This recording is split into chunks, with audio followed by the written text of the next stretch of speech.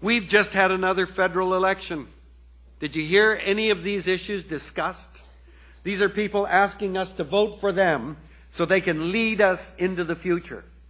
And yet, how many of you heard any one of these issues I've just raised discussed? Oh, well, the one thing we did hear about was climate. We had a fellow who actually put his whole career on the line by introducing the idea of a carbon tax. And what was the discussion we had on a carbon tax? The Prime Minister of Canada dismissed it as insane. He called it insane or crazy. This was one of the most powerful instruments that we have available to affect human behavior and reduce greenhouse gas emissions. 120 economists signed a letter saying so before the election. And all the discussion is, this is insane?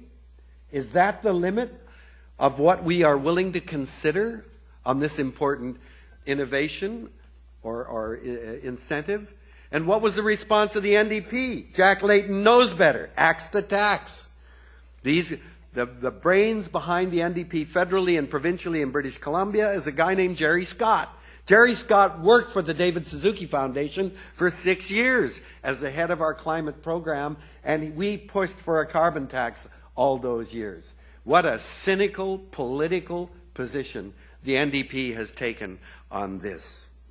I have just attended the 20th anniversary of the National Roundtable on the Environment and Economy. It was held in Ottawa last week. Preston Manning was there. There were a number of executives from oil companies in Alberta.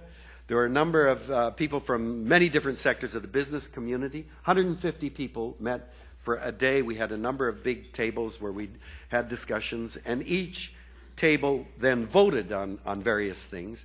There was virtual unanimity in agreement at that meeting that we have to put a price on carbon. And this was with Preston and all these guys there. Doesn't that sound like a carbon tax to you? We have to put a price on carbon. And the second thing that had overwhelming support was there has been almost no leadership at all coming out of the federal government.